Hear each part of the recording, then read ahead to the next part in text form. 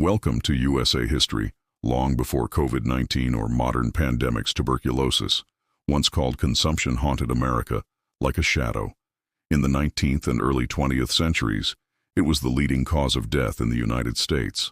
Entire families were devastated, and nearly every community knew its pain. But tuberculosis wasn't just a disease, it became a driving force that reshaped American society, medicine, and even architecture. By the 1800s, the rapid growth of industrial cities with crowded tenements, smoky air, and poor sanitation created the perfect breeding ground for TB.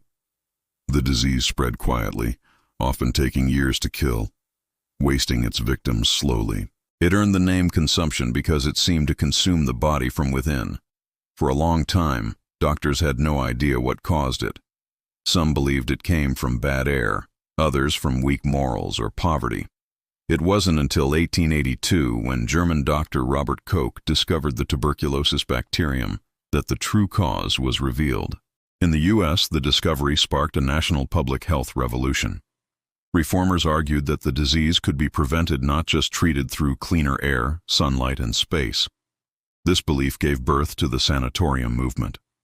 From the Adirondacks in New York to the Rocky Mountains in Colorado, sanatoriums were built in high altitudes and open-air environments. Patients spent months, even years, resting on porches, wrapped in blankets, breathing fresh mountain air. It was thought that nature itself could heal. This fresh air philosophy soon spread beyond hospitals. Architects and city planners began redesigning America to fight disease. Homes featured wide porches, open windows, and airy bedrooms.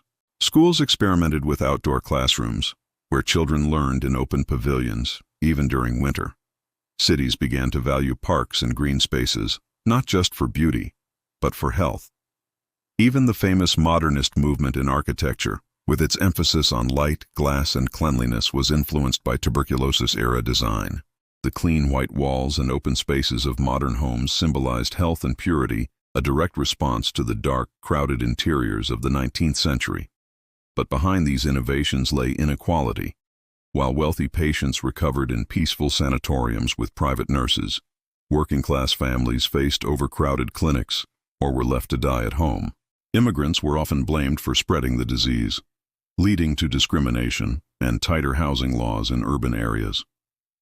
Despite the fear and stigma, tuberculosis inspired new developments in public health infrastructure, from clean water systems and housing reforms to early disease tracking programs. The fight against TB helped create the foundation of America's public health system as we know it today. Finally, in the 1940s, the discovery of streptomycin, the first antibiotic effective against tuberculosis, turned the tide. Sanatoriums emptied. Death rates plummeted. The White Plague, as it was once called, finally began to fade, but its influence never disappeared. The buildings, the health departments, the obsession with clean air and open design, all trace their roots to that century-long struggle against tuberculosis. So, the next time you open a window to let in sunlight or walk through a green city park, you're seeing the legacy of a disease that once reshaped America. This is the forgotten story of how tuberculosis, a microscopic enemy, helped build the very world we live in today. History. And if you enjoyed learning about these forgotten heroes, make sure to like, comment, and subscribe for more incredible stories from U.S. history.